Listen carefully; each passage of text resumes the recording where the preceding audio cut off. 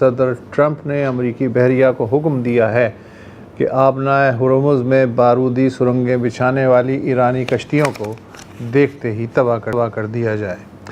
अलसुब ये खबर भी आई कि अमरीकी बहरिया के उमूर के इंचार्ज सेक्रेटरी जॉन फैलन को अचानक बरतरफ कर दिया गया।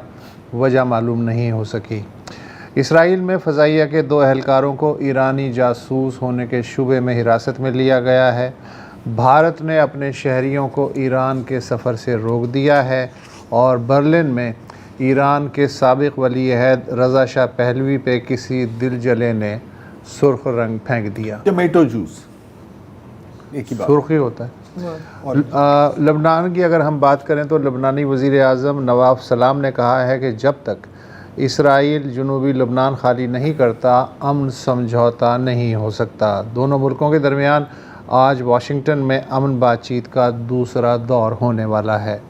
लबनान में मुतय्यन अक़वाम मुत्तहिदा के अमन दस्तों की यूनिफिल कमान ने भी वाज़ेह किया है कि वो इसराइल की जानिब से जनूबी लबनान में खींची गई नाम नहायत ज़र्द लाइन को तस्लीम नहीं करते। वो सिर्फ़ अक़वाम मुत्तहिदा की तय करता ब्लू लाइन से ही वाकिफ़ हैं, जो इसराइल और लेबनान का बॉर्डर है। जी हाँ जी। इस दौरान लबनान के अल अखबार मीडिया ग्रुप से मुंसलिक लबनानी सहाफ़ी अमर खलीली के कत्ल की आलमी मज़म्मत जारी है। अमर और उनकी साथी फ़ोटोग्राफ़र ज़ैनब फ़राज जनूबी लबनान के कस्बे अल तायरी में कवरेज कर रही थीं कि अचानक इसराइल ने उनकी कार को फ़ज़ाई हमले का निशाना बनाया। हमले में 2 राहगीर जाँ बहक हो गए। अमर ने ज़ख्मी हालत में करीबी घर में पनाह ली। इसराइल ने एक और फ़ज़ाई हमला करके इस घर को तबाह कर दिया और अमर शहीद हो गई। इसराइल ने इमदादी टीमों को रोकने के लिए भी हमले किए। प्रेस फ़ोटोग्राफ़र ज़ैनब फ़राज को शदीद ज़ख्मी हालत में इमदादी कारकुन अस्पताल तक ले जाने में कामयाब हो गए। ताहम हमले के 6 घंटे बाद ही अमर की लाश मलबे से निकाली जा सकी। उनकी तदफीन में सहाफ़ियों और आम लोगों की एक बड़ी तादाद ने शिरकत की। अमर को गुज़िश्ता बरस से इसराइली नंबरों से धमकियां मिल रही थीं कि वो ज़िंदा रहना चाहती हैं तो लबनान छोड़ दें। उनका शुमार लबनान के मारूफ नौजवान सहाफ़ियों में होता था। पिछले माह ही इसराइल ने जनूबी लबनान में 3 सहाफ़ियों के खून से अपने हाथ रंगे थे। अब तक तो कई 100 ओवरऑल अगर देखा जाए। अब जहाँ एक फिगर बस मैं कोट करना चाह रहा हूँ, 262 वो नंबर है सहाफ़ियों का जो इसराइल के हाथों अब तक मारे गए हैं 7 अक्टूबर 2023 के बाद से। लबनान में जी 7 अक्टूबर 2023 के बाद से नहीं 262 वो फिगर है जो इसराइल के हाथों मारे गए हैं हालिया। ये जो जब से गज़ा का मामला शुरू हुआ है तो उसमें गज़ा में और लबनान में ये मिलाकर ये फिगर कहाँ से आ रहा है? ये आ रहा है कमिटी टू प्रोटेक्ट जर्नलिस्ट जो दुनिया भर में इन चीज़ों पे नज़र रखते हैं। ये कोई मामूली फिगर नहीं है। ये दुनिया भर में जितने भी हालिया जंगें हुई हैं, कॉन्फ्लिक्ट्स हुई हैं, उनमें से सबसे बड़ा फिगर है। और ये ताज़ा जो मर्डर है ये उसमें एक इजाफा और हुआ है जी। लेकिन देखें, Israel has a right to defend itself, right जी, फ्रॉम द ट्रूथ, राइट। यही हो रहा है यहाँ पर। अच्छा, अब आते हैं ईरान और अमेरिका, बल्कि अब ईरान पर अमेरिका के बारे में थोड़ी बात करते हैं। हम सब जानते हैं कि मुज़ाकरात में कोई पेशरफ्त नहीं हो रही। दोनों के स्टांस इस वक्त काफ़ी सख्त हैं और मेरी अपनी ज़ाती राय है कि ना हम अनकरीब, हमें ज़्यादा उम्मीद भी नहीं रखनी चाहिए कि अनकरीब ये मामला हल होगा। क्यों? क्योंकि नंबर 1, ट्रंप की ट्वीटें और अमेरिका की एरोगेंस को एक साइड पर रखते हुए ईरान, बज़ाहिर ईरान की सोच ये है कि इस वक्त उनका एक अपर हैंड है। और एक और इसमें आप चीज़ शामिल कर दें कि जितनी भी इंडिकेशंस आ रही हैं, जितनी भी नहीं लेकिन कई इंडिकेशंस ईरान से ये आ रही हैं कि ये जो साइकिल हमने देखी है कि बमबारी होती है, फिर उसके बाद मुज़ाकरात होते हैं, कुछ दिन के लिए या कुछ महीनों के लिए अमन होता है और फिर एक बार फिर हमला हो जाता है, सैंक्शन रिलीफ भी नहीं होती। ये फार्मूला अब काफ़ी ज़ाहिर है कि ईरान को कबूल नहीं है। ये भी हमें जहन में रखना चाहिए कि पिछली जो जंग हुई थी ईरान पर और इस जंग के बीच में कितना वक्त गुजरा है, पूरा साल भी नहीं गुजरा, राइट। तो इस वक्त ईरान की सोच लग ऐसे रहा है कि ईरान की सोच ये है कि वो गारंटी करना चाहते हैं कि जो अगली जंग है वो दिनों में, हफ्तों में, महीनों में और सालों के बाद दोबारा शुरू ना हो। वो चाहते हैं कि कई दिहाइयों तक अमेरिका या कोई भी और मुल्क ये सोचे भी ना कि ईरान पर हमला किया जाए। और ईरान के जो ऑफिशियल और अनऑफिशियल तर्जुमान हैं जैसे कि प्रोफेसर मरांदी साहब, वो तकरीबन खुल के यही बात कर रहे हैं।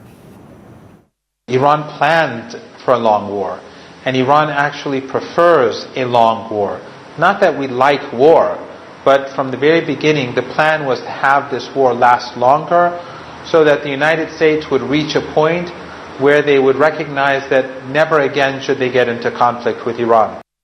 मरांदी साहब कह रहे हैं कि ईरान ने लंबी जंग की तैयारी की हुई है और वो चाहते हैं कि एक लंबी जंग हो। इसलिए नहीं कि वो जंग पसंद करते हैं, लेकिन वो अमेरिका को इस बार एक सबक सिखाना चाहते हैं। बेसिक लाइन इनकी ये है कि सिर्फ ईरान ही क्यों सफ़र करे, बाकी दुनिया को भी सफरिंग का थोड़ा एहसास होना चाहिए ताकि वो अमेरिका पे दबाव डालें कि आइंदा ऐसे ना करें बेसिकली। और अमेरिका पे दबाव डालने एक ये है। दूसरी जो एक तरीका हो सकता है कि अगर अमेरिका ग्राउंड पर जाए and you give them a bloody nose, अगर वो नहीं हो रहा तो फिर ये तरीका है जो हम देख रहे हैं।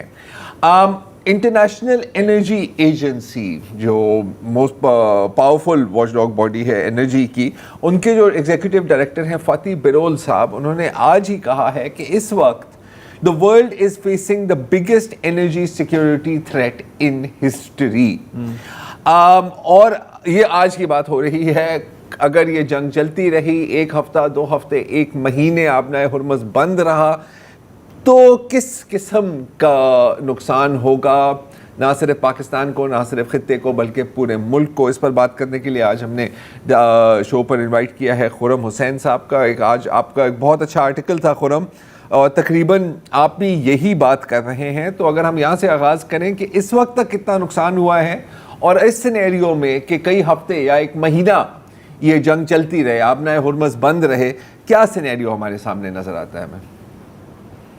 अच्छा ज़रा सिनेरियो है कि ऑयल इंडस्ट्री में काफ़ी सीरियस एक सिचुएशन पैदा हुई है। ठीक है, बहुत ज़्यादा सीरियस। इनफैक्ट आप ही के शो में पहले एक दफ़ा मैं आया था तो मैंने आपको समझाया था आपके व्यूअर्स को कि इस वॉर शुरू होने से पहले तमाम मुल्कों ने अपने जो ऑयल स्टॉक्स हैं वो बिल्कुल फुल कर दिए थे। तो चाइना, OECD मुल्क, अमेरिका, यूरोपियन यूनियन, सब के जो स्टॉक्स थे वो बिल्कुल फुल तक थे। आज ये सिचुएशन हुई भी है कि वो स्टॉक्स तकरीबन सारे खाली हो गए हैं और उनके जो आखिरी अब इनफ्लोज हैं उस पर चल रहे हैं। मैं अगर आप इजाज़त दें, मैं अपना स्क्रीन शेयर करके आपको 1-2 हेडलाइंस दिखाता हूं जो पिछले 1-2 दिनों से आ रही है। तो पहली हेडलाइन आप ये देखें, ये आपको नजर आ रही होगी? जी बिल्कुल आ रही है। मेरे स्क्रीन पे हेडलाइन है, global oil inventories fall to record lows. ठीक है, ये कल की छपी है। एनर्जी बीट एक मैगजीन और पब्लिकेशन है जो सिर्फ एनर्जी के ऊपर ही रखता है नजर, और इसमें खास लिखी भी है चीज, analysts warn that continued disruptions could push inventories to all-time record lows by late April, early May. मतलब टैंकी एम्प्टी हो गई है। हाँ, यानी कि तारीख अब ऑल टाइम रिकॉर्ड लोज तक बात पहुंच गई है। ठीक है, मैं आपको एक और हेडलाइन दिखाता हूं, ये द इकोनॉमिस्ट में कल छपी है, global energy markets are on the verge of a disaster. ठीक है, ये भी तकरीबन वही बात कर रहे हैं इसमें। अब मैं आपको एक तीसरी ग्राफिक दिखा देता हूं, ये हेडलाइन नहीं है लेकिन ये आपको अगर मैं समझा दूं, इसको कहते हैं ऑयल ऑन वाटर इन्वेंट्रीज, यानी कि वो दुनिया में ऑयल के स्टॉक्स जो अभी पानी पे है, जो बहरी जहाज पे है और अपने डेस्टिनेशन मुल्क की तरफ जा रहे हैं, यहाँ पे उन्होंने अपना स्टॉक फिर ऑफलोड करेंगे, उसको ऑयल ऑन वाटर कहा जाता है। और ये खास एक इम्पॉर्टेंट मेट्रिक होता है क्योंकि जब आपका तेल खत्म होना शुरू होगा तो आपका ऑयल ऑन वाटर ही है जो आके फिर उसको रिप्लेनिश करता है उस स्टॉक को। और ये ग्राफ अब दिखा रहा है आपको, ये रेड लाइन जिसके ऊपर मैं अपना कर्सर चला के भी आपको दिखा रहा हूँ, ये शुरू हो रहा है नवंबर 2024 से, ये लाइन ऊपर नीचे जाती है और फिर मार्च 2026 पे पहुंच के एकदम से ये लाइन नीचे गिर रही है। और आज जिस सतह पे ये पहुंची है, ये पिछले तकरीबन 2 से 3 सालों में हमने नहीं देखी। अब लाजिम अगर इसको हम लोग और पीछे ले जाएं तो और ज़्यादा आपको ना आइडिया होना शुरू होगा कि किस हद तक ऑयल ऑन वाटर इन्वेंट्रीज गिर चुकी है। तो ज़रा पॉइंट अब ये है कि ऑयल स्टॉक्स तमाम मुल्कों में अब ख़त्म होने की तरफ जा रहे हैं। हम लोग फिर भी थोड़े से महफूज हैं इस ट्रेंड से पाकिस्तान में, क्योंकि हमारा मेरे ख्याल में ख्याल रखा जा रहा है। पाकिस्तान को प्रायोरिटी एक्सेस मिल रही है यानबू फुजैरा पोर्ट्स में। फ़िलहाल सप्लाई की हमारी यहाँ पोजीशन ऑयल में इतनी ख़राब नहीं है। LNG और गैस की सप्लाई पोजीशन अलबत्ता जो है वो गंभीर हो चुकी है पाकिस्तान में, जिससे हमने देखा था पिछले हफ्ते जो लोड शेडिंग हुई थी, जिससे हमें हमारे डैम्स नहीं अब बचाए हैं एकदम से। लेकिन बाकी मुल्कों में सप्लाई पोजीशन जैसे जैसे कम होएगी तो ये प्राइस शॉक जो लगा है ये अब सप्लाई शॉक बनता चला जाएगा, और उसके बाद फिर जो सिचुएशन है वो काफ़ी ज़्यादा सीरियस होती चली जाती है। और जो टाइम फ्रेम इसमें दे रहे हैं लोग वो यही है, एंड अप्रैल से लेके अर्ली मई के दरमियान जो अंदाजे मैं देख रहा हूँ दे आर सेइंग कि तब तक आके सप्लाई पोजीशन काफ़ी ज़्यादा टाइट होनी शुरू हो जाएगी। ज़रा अच्छा, अब इसमें खुरम बेसिकली तो क्या कहते हैं ना, गेम ऑफ नर्व्स है, कहते हैं ना who will blink first, right? तो एक जानिब है दुनिया की तमाम इकोनॉमीज जो फ्यूल पर डिपेंडेंट हैं, कोई ऐसी इकोनॉमी नहीं है जो डिपेंडेंट नहीं है, कुछ ज़्यादा है कुछ कम है। दूसरी बात है कि ईरान इसको कब तक बर्दाश्त कर सकता है, राइट? आज एक बड़ी इंटरेस्टिंग खबर आई है और कई मुख्तलिफ आउटलेट्स पर रिपोर्ट हुई है कि ईरान का कहना है कि हमने पहला टोल टैक्स वसूल कर लिया है हुर्मुज़ से। और इंटरेस्टिंग बात इसमें ये है खुरम, अभी थोड़ी देर पहले आपसे इस पर ही बात हो रही थी व्हाट्सएप पर, ये जो पैसे हैं ये डायरेक्ट ईरान के सेंट्रल बैंक में डिपॉजिट हुए हैं, मतलब ईरानी रियाल में डिपॉजिट हुए हैं। अब माना कि ये अभी पहली डिपॉजिट है, लेकिन अगर ये सिलसिला चलता रहा तो इससे तो ईरान की करेंसी और इकोनॉमी, मतलब दुनिया की इकोनॉमी डाउन जा रही है, ईरान की इकोनॉमी थोड़ी सी ऊपर नहीं जाएगी इसकी वजह से? आई डोंट नो कि किस हद तक ज़रार। आज जैसे कोई तकरीबन 9 वेसल्स ने हॉर्मूज को क्रॉस किया है आज, जिसमें से ज़्यादातर जितने तकरीबन सब ने ईरान का रूट लिया है, जो ईरान का एक्नॉलेज रूट है, यानी कि वो टोल दे के ही निकले हैं।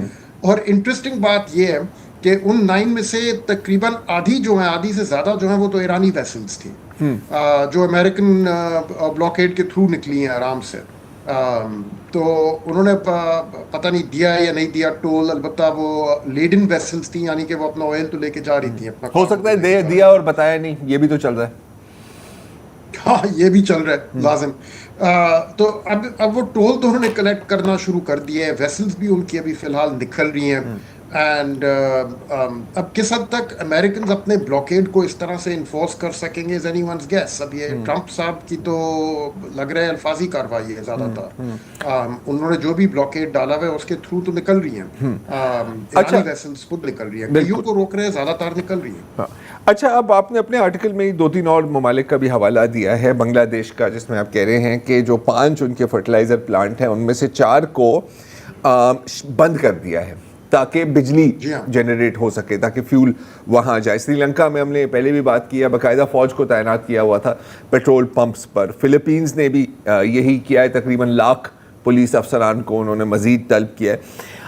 गल्फ़ की अगर हम बात करें इस वक्त, अब जाहिर है कि आपने देखा है कि ईरान ने जितने हमले इजराइल पर किए हैं उतना उन्होंने कुल मिलाकर शायद पूरे खलीजी रियासतों पर किए, बिलखसूस मुत्तहिदा अरब अमीरात पर। अभी हाल में अमीरातियों ने भी तो अमेरिका से एक पेशकश की है कि जी आप हमारे डॉलर स्वैप कर दें, हमें भी मुश्किल हो रहा है, नहीं तो हमें युआन में ट्रेड करनी होगी। इस वक्त गल्फ़ कंट्रीज़ के लिए नंबर 1 इकोनॉमिक प्रॉब्लम आने वाले हफ्तों में आपको क्या नज़र आ रहा है?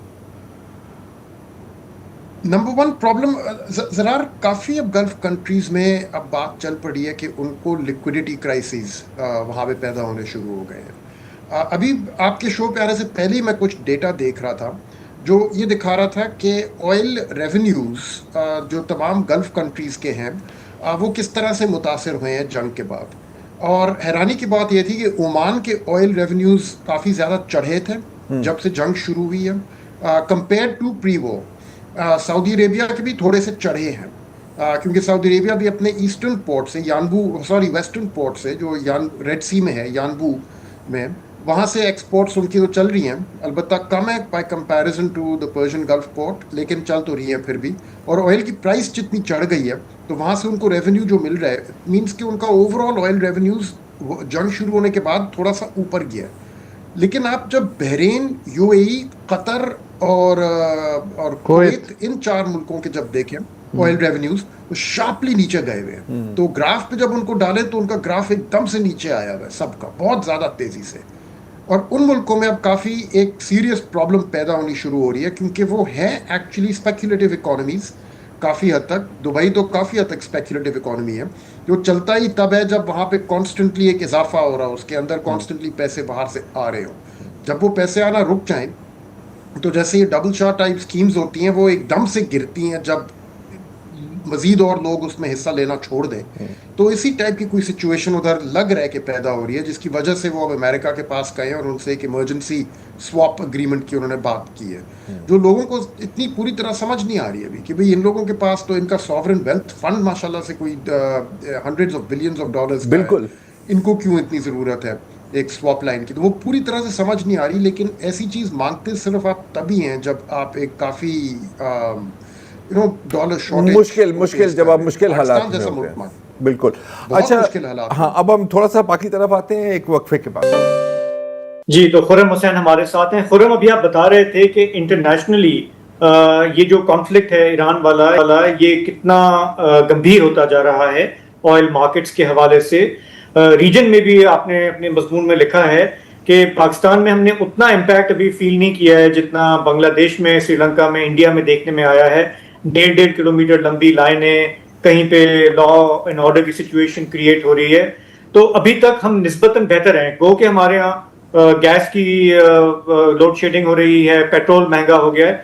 मैं थोड़ा पब्लिक के पॉइंट ऑफ व्यू से जो हमारा प्रोग्राम देख रहे हैं, मैं चाहूंगा थोड़ा आप अगर एक्सप्लेन कर पाएं कि आपने कहा कि ये इस वक्त जो हालात हैं, हमें एक क्वेश्चन तो था लेकिन अगर इसी तरह रहते हैं तो ये बढ़ेगा। हमारा आम आवाम जो तनख्वाहदार तबका है वो कैसे तैयारी कर सकता है, क्या कर सकता है आगे आने वाले दिनों में जो हालात शायद बन जाएं? घोड़े खरीद लो। देखिए शाह, पहले तो अपने आप को मेंटली तैयार कर लें कि this situation is going to get worse before it gets better. अभी फिलहाल पाकिस्तान में सप्लाई शॉर्टेजेस नहीं हिट हुई, एटलीस्ट पेट्रोल में नहीं हुई, पेट्रोल, डीजल, और यहाँ पे मेरे ख्याल में पाकिस्तान का ख्याल रखा जा रहा है। लेकिन गैस पे तो हो गई हैं वो सप्लाई शॉर्टेजेस हिट, और आपने देखा था अभी उनका पहला इम्पैक्ट। यहाँ पे कुछ एज सच तनख्वाहदार तबके में या गरीब तबके में कुछ हम लोग कर नहीं सकते टू प्रिपेयर आवरसेल्व्स। बस आप इतना कर सकते हैं कि मेंटली आप रेडी हो जाएं, so you are not taken by shock. आप रेडी हो जाएं कि पेट्रोल की प्राइसेस हो सकता है दोबारा चढ़नी पड़ें, क्योंकि आलमी मंडी में अभी तो पूरी तरह क्राइसिस जो है वो मैच्योर नहीं हुआ, लेकिन होएगा आने वाले हफ्तों में। और मतलब कि थोड़ा सा मतलब जो इजाफी खर्चे हैं उन पर बंदा काबू रखे, जितना काबू रख सकता है। इलेक्ट्रिक कुकर खरीद लें, यही। अच्छा, मैं एक और चीज़, आपका जवाब अगर मुकम्मल हो गया तो मैं एक और सवाल करना चाहता हूँ। जी जी, पूछिए प्लीज। हाँ, एग्रीकल्चर सेक्टर, फर्टिलाइज़र, आमतौर पे कहा जाता है कि 70% हम अपनी ज़रूरियात पूरी कर लेते हैं, लेकिन ज़ाहिर है कि उसके लिए भी गैस वैस चाहिए होती है। कितनी बाहर से आती है फर्टिलाइज़र? जैसे इंडिया के बारे में तो हमें पता है कि उनकी बेशतर फर्टिलाइज़र जो है वो गल्फ़ से आती है और वो सबसे ज़्यादा इस्तेमाल करता है दुनिया में। तो हमारे जो हालात हैं ज़राअत के, अगला जो सीज़न है ज़राअत का, उसके लिए क्या कहेंगे कि है हम अपने तौर पे पूरा कर लेंगे कि यहाँ वहाँ भी क्राइसिस है? नहीं, वहाँ क्राइसिस नहीं है, पाकिस्तान में नहीं। बांग्लादेश जैसे मुल्क में होएगा क्राइसिस, क्योंकि उन्होंने अपने फर्टिलाइज़र प्लांट्स को बंद करके अपनी जितनी भी उनके पास गैस है वो पावर जनरेशन की तरफ भेज दी है। हमारे यहाँ सूरत हाल इतनी गंभीर नहीं है क्योंकि हमारी पावर जनरेशन काफ़ी डिवर्सिफाइड है, तो कोल फायर्ड पावर प्लांट्स चल रहे हैं, कोयला नहीं मुतासर हुआ इस क्राइसिस की वजह से। और न्यूक्लियर भी है, फिर हमारे पास हाइड्रो इलेक्ट्रिक प्लांट्स हैं जो इत्तेफाक से उनका शुरू होने का वक्त अभी था, यही महीना था जिसमें उन्होंने भी स्टार्ट होना था। तो काफ़ी सपोर्ट हमें वहाँ से मिली है, जिसकी वजह से जो गैस की क्राइसिस जो है वो इतना बड़ा पावर लोड शेडिंग क्राइसिस नहीं बना। फर्टिलाइज़र में भी हम लोग सेल्फ सफिशिएंट हैं, इंपोर्ट नहीं करते। एंड अभी जो स्टॉक्स मौजूद हैं वो तो पूरा हमारा 2026 का साल गुजार लेंगे। तो काफ़ी और मुल्क हैं पूरी दुनिया में, जो भी मुल्क अपना फर्टिलाइज़र इंपोर्ट करते हैं उनके लिए तो क्राइसिस है, क्योंकि ये जो अभी एनर्जी का क्राइसिस चल रहा है बाकी दुनिया में, वो वेरी क्विकली फूड क्राइसिस भी बनने वाला है। क्योंकि फर्टिलाइज़र तकरीबन almost half of the global supply of fertiliser जो है वो ब्लॉक्ड अप है behind the straits of Hormuz, वो निकल नहीं रहा वहाँ से। तो उसकी वजह से एग्रीकल्चर बहुत मुतासिर होगा। पाकिस्तान इससे महफूज रहेगा बिकॉज हमारा तो सारा फर्टिलाइज़र, हमारी जितनी रिक्वायरमेंट है सारी लोकली प्रोड्यूस होती है। और अभी जो स्टॉक्स मौजूद हैं वो हमें कम से कम ये साल तो निकाल लेंगे, अगर हम लोग डाइवर्ट करने में मजबूर ना होए अपनी गैस को फर्टिलाइज़र से निकाल के पावर जनरेशन में। लेकिन अब मुश्किल है क्योंकि हाइड्रो इलेक्ट्रिक प्लांट्स भी शुरू हो गए हैं पाकिस्तान के, और वो अब पूरी गर्मियों के आने वाले महीनों में फुल कैपेसिटी पे भी चलेंगे। थ्रू मई जून जुलाई चालू हो जाती है हमारी हाइड्रो इलेक्ट्रिक कैपेबिलिटी। तो I think we are better positioned. और जो सप्लाई शॉर्टेजेस अब एशियन इकोनॉमीज को हिट कर रही हैं, उस लेवल की हिट अभी हमें नहीं आई। ठीक है, thank you very much. And मतलब ये बात सुन के खुशी नहीं हुई, लेकिन थोड़ी सी तसल्ली हुई है, थोड़ी सी तसल्ली। हाँ, लेकिन अगेन टाइमलाइन लंबी है और आखिरकार दुनिया का जो भी हाल हो, लेकिन अमेरिका को सिर्फ दो चीजें हिट करती है यार, या तो कैजुअलिटीज, वो भी हजारों में, या तो फिर तेल की कीमत। हाँ, दूसरे ये कि एक चीज़, हर बुरी चीज़ में से एक पॉजिटिव चीज़ भी निकलती है। जैसे कोविड के बाद वर्क फ्रॉम होम, या उसका पूरा कल्चर ही बदल गया ना काम करने का। उसी तरह मुझे ये लगता है कि ये जो फाइनेंशियल कोविड आया है और एनर्जी सप्लाई कोविड, इसमें अब जब एक दफ़ा दुनिया की गर्दन इससे छूट जाएगी तो मेरा ख्याल है कि तेल पे डिपेंडेंस जो है वो बड़ी तेज़ी से कम होगी। बाकी जो शोबे हैं एनर्जी के लिए उनमें बहुत तेज़ी से काम होगा कि आइंदा अगर ऐसा हो भी तो गर्दन इतनी बुरी तरीके से ना फंसे। तो ये मुझे एक सिल्वर लाइनिंग भी नजर आ रहा है। I think you are quite right.